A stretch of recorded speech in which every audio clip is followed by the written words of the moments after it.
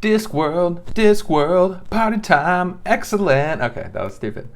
So we are talking about the first two novels of Discworld in terms of publication order. This is The Color of Magic and The Light Fantastic. And I'm talking about these two books together because they really are, it's unlike a lot of what I've heard about Discworld, these are a direct continuation of one another. That's not the right way to say that. The second book is a direct sequel to the first book.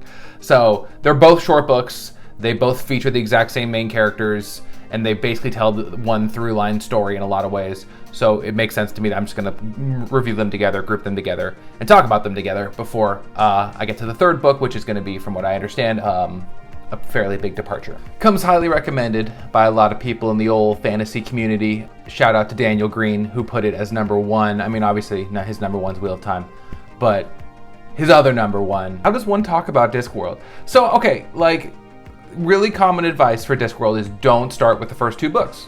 Skip the first two books. Don't even start maybe with the third. You can look and see. I mean, there's 41 of these books.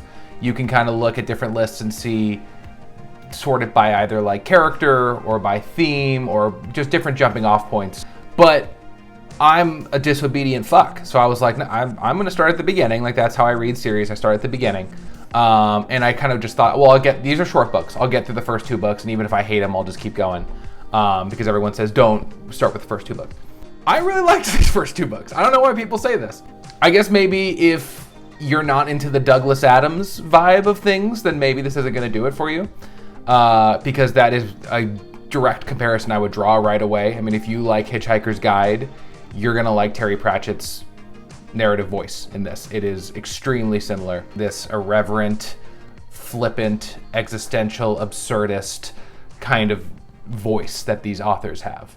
The first thing I want to talk about is the prose, and normally I wouldn't talk about prose first when it comes to most books, because as much as prose does matter, I don't think it's the first and foremost thing that we need to talk about with a book. Normally I'd start with plot or with characterization or with world building. But for Discworld, for these first two books of Discworld, you gotta start with the prose, because that is without a doubt the thing that stands out as the most unique and fun and identifiable feature of these first two books. Again, Douglas Adams. If you don't like Hitchhiker's Guide, if you don't like that sort of omniscience that the narrator has, you're not going to like this. And if you do like that, if you like Adams and you like Hitchhiker's Guide, maybe even that whole series, you're going to love this. It's right up the same alley. I loved it. I thought it was hysterical. I mean, it's really rare for me to read books that I think are actively funny, actually laugh out loud funny. But I mean, much to my wife's chagrin, I'm sitting on the couch reading this book and just ha ha ha, chuckling to myself. And she's just like, what are you doing over there? But yeah, no, these are really funny books. I've always known Discworld to have the reputation as being whimsical. I didn't realize it was a full-blown comedy, which is these first two books at least definitely are. And yeah, the tone, it's very conversational. And like I said, the narrator has got that omniscience. It'll be that thing where the main characters will brush by something, some event or some side character or some object, and then you'll get a little paragraph about the rest of this side character's life, and or they'll do something and you'll get a little paragraph about the ripples that event has over the course of the next 100 years, and how that their little thing that they did affected all this change, and then they'll cut right back to the story. But me, that's neither here nor there. The dry British wit that Pratchett has is just delightful. And yeah, I think the prose is probably my favorite part of these first two books. Again, could be hit or miss. This is probably why people say not to read the first two books, I'm guessing, is if you don't like this kind of tone, yeah, these books are not going to land for you, and you're going to be annoyed the whole time and be take yourself a little more seriously. But I loved it. Okay, so let's talk plot. So the plot is actually fairly... There's not a lot going on here in terms of... It's your standard set of a couple adventurers on a series of misadventures. It's entertaining enough. It's interesting enough. There's not downtime really, so it moves, which is nice.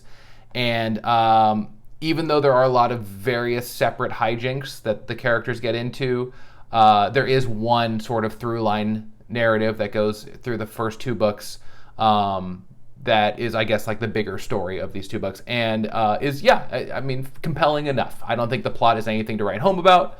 I think it's mostly a vehicle for Pratchett's hilarious writing and for these interesting characters to kind of be funny and go on a classic fantasy romp. So again, not a bad story going on here, but nothing groundbreaking or amazing, just kind of a vehicle for everything else in the story. And if the story is a vehicle, well, you need a driver, and our driver or drivers are these couple of main characters, which are really fun and likable and fairly unique, if not being all that deep of characters. I mean, each book is only a couple hundred pages and change. There's not a lot of time for some deep character development going on here. But what is there is very enjoyable, and like I said, these are affable, likable characters. So you've got Rincewind the Wizard. Rincewind the failed wizard. He failed out of magic school, and he only knows one spell, and he's kind of a coward, but he's a lot of fun to read about and to watch. Kind of have to deal with the various situations he ends up in. And then there's his traveling companion, the first tourist on Discworld, because apparently no one on Discworld ever goes anywhere else. So this is like the first person to go from one part of Discworld to another part of Discworld, and it's kind of like just here to see the sights. Two-Flower, and he's very naive and very optimistic about the world, and just disgustingly rich, and has no idea just how rich he is, and so he doesn't understand the value of anything on this side of the world that he's ended up in, and he commonly is handing out like bags of gold coins for things that, like he wants to stay a night at an inn, he's going to pay the innkeeper enough to like buy the inn. He doesn't know the difference.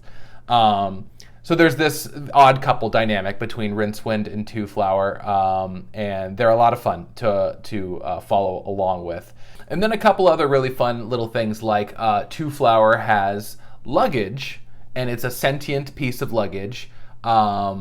It never speaks, but it has a lot of personality. It's something akin to like a dog, basically, and that's a really fun relationship to watch, the luggage's interactions with Two-Flower, with Rincewind, with various side characters.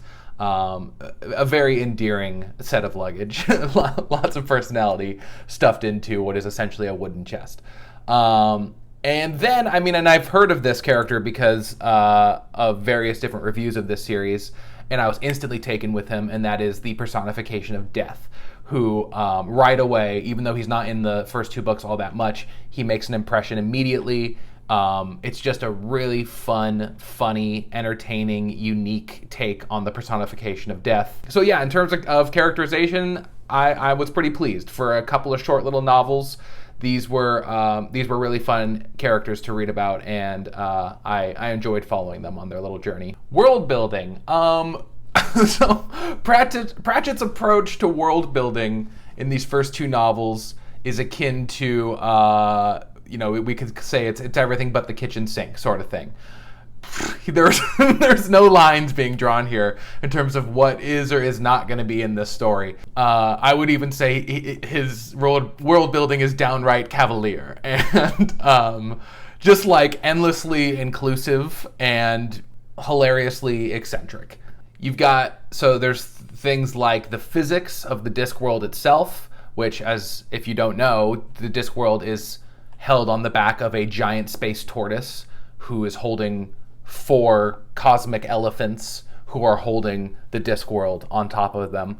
And there's some stuff about physics in terms of like how light interacts with the Discworld and like the magical density of Discworld, and just some other like cosmic spacey stuff about how Discworld interacts with its with the cosmos around it.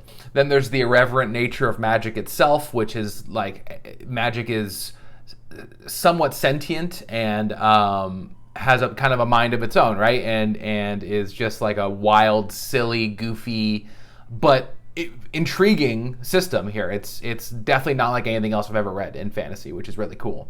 And then there's gods that are not, they don't play a huge role in these first two books, but there's gods like Fate, or there's just gods with random names like Blind Io or Blind Io, however you say that, who is essentially like the equivalent of Zeus, basically. I already talked about the manifestation of Death, There's also the other three: war, pestilence, and famine. You've got talking trees, and not talking trees like Ents, like not not like a, you know, I guess in the movies at least, Ents are like beings with faces, and like they get up and they walk and they're like, you know, they're tree people. These trees just talk. Like, they don't have mouths. They can just talk. Like Rincewind will just have a conversation with the tree. And then you've got like Lovecraftian horrors, like chthonic, if that's how you say that word, horrors. You've got all your classic magical races in the meantime. You know, there's pixies and fairies and elves and dwarves and dragons, and like it's just everything. It's got everything and then more.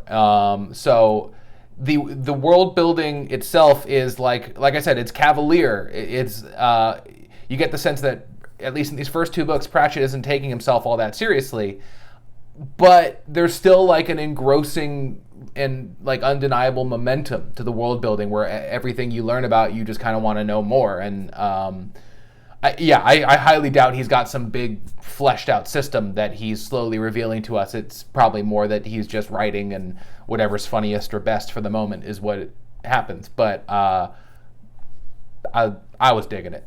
It was very entertaining. Okay, and as for pacing, these are quick, easy reads. I mean, this is something, if you're an experienced reader, these books you could read in a couple hours or a few hours each.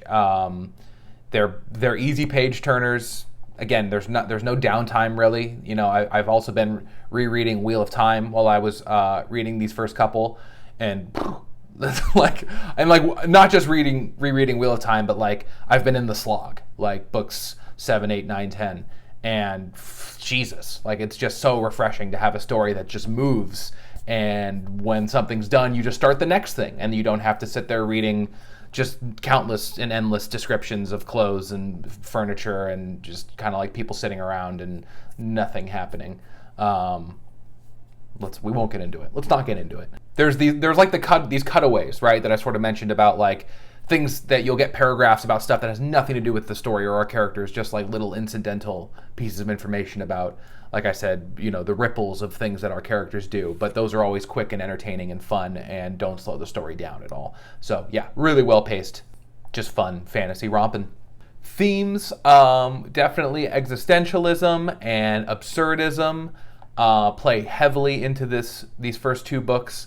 As I have been saying over and over, very Douglas Adams that way. But and definitely optimism. There's a good nice streak of optimism in there, which is really fun and uplifting. And you know, existential reading can get heavy or dark really easily, and this never does. Like, despite being very existential, it is definitely a uplifting sort of read. So overall, highly enjoyed these two books. I really, like I said, I'm stunned that people sort of tell you to skip this when you start Discworld, because I loved it. I thought it was great. I thought it was such easy breezy reading. I was laughing. I was entertained.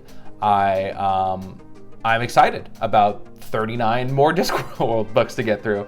And I'm aware that probably the reason people say to skip these first two books is because the rest of the series is probably not like this, or at least in some major ways. I don't know. We'll find out. But I personally would highly recommend these first two books to anyone who's a fan of Douglas Adams, anyone who's a fan of, if you want a comedy, a fantasy, you know, story that's also a comedy, that's an easy recommendation. If you can vibe with Pratchett's style and narrative tone, you know, his voice, it's phenomenal. I really loved it, and I'm really looking forward to continuing. So thank you so much for watching. Again, I know there's a million Discworld reviews out there. There's a million booktubers out there. There's no reason for me to make this video, but if you've made it this far, I guess there was that reason. That's one reason for you. So that's awesome. Thank you very much for watching. And like other stuff, check out my channel. There's a whole bunch of weird shit in here. Like, I've not chosen a niche. They say to like do a niche. No, I'm just like doing anything and everything. So if you like this review and you kind of like my face, you might like it. You might like it. I'm gonna cut all this out, by the way. This is just for me. Except then I get to the editing room floor and I'm like, no, that's funny, keep that. No, I'm the only one that thinks that's funny. All right.